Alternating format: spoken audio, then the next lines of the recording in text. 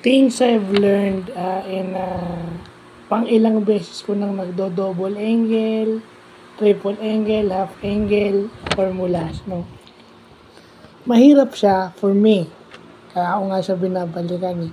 Pero ang maganda doon, kagaya ng lagi ko sinasabi, hindi lang yun yung na-discover ko.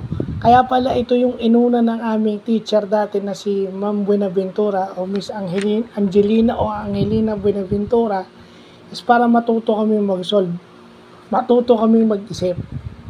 Kasi na-discover ko dito, ba't nga naman ako mahihirapan dito? Eh, lahat ng formulas given. No? Agaya nung, di ba, yung sa double angle ng sine o yung sine 2 theta, hindi lang yung pinaka formula ng yung 2 times sine theta cosine theta, meron din yun in terms of tangent. Paano kung tangent yung given? Sine 2 theta pero tangent yung given mo, di ba?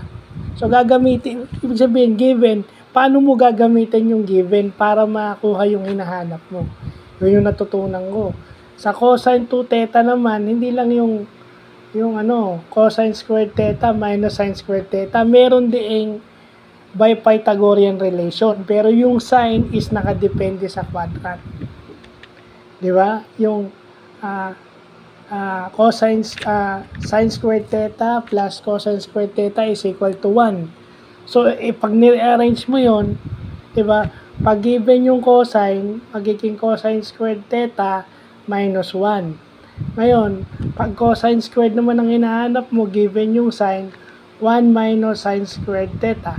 So, yun yung mga na-discover natin. Siyempre, pag may minus 1 o plus 1, papalitan mo lang siya nung denominator. Kung ano yung number sa baba, yun, lalagay mo. Kung 5 yun, 5 over 5. Kung 25, 25 over 25. Kasi yun din yun. Wala kang binago. Yun din yun. Para masubtract mo siya o ma-add mo siya ng maayos. Yun yung mga fundamental ng math na nakalimutan ko nung nag-aaral ako. Yun nga yun eh. Tinuro na pala ni Ma'am Barrias yun, ni Ma'am Bobadilla yun.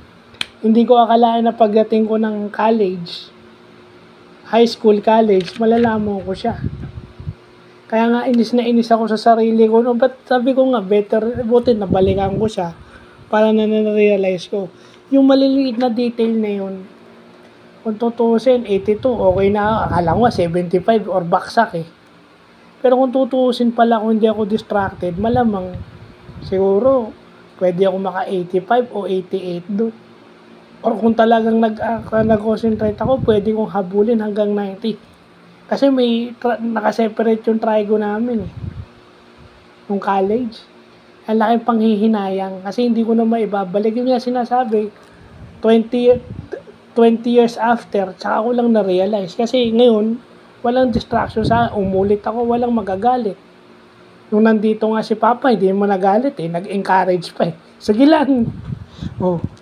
Kasi nung nasa school ka, madi-discourage ka rin eh. Hindi naman na naintindihan yun.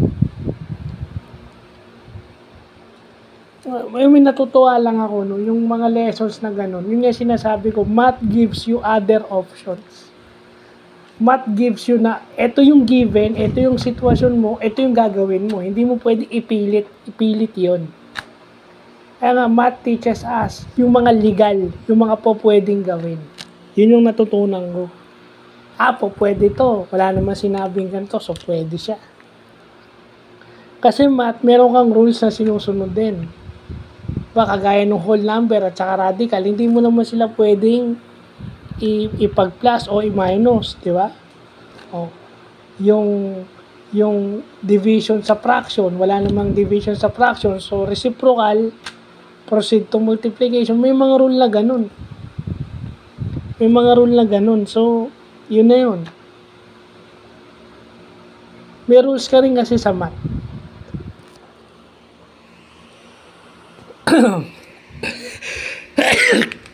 So, yun lang po.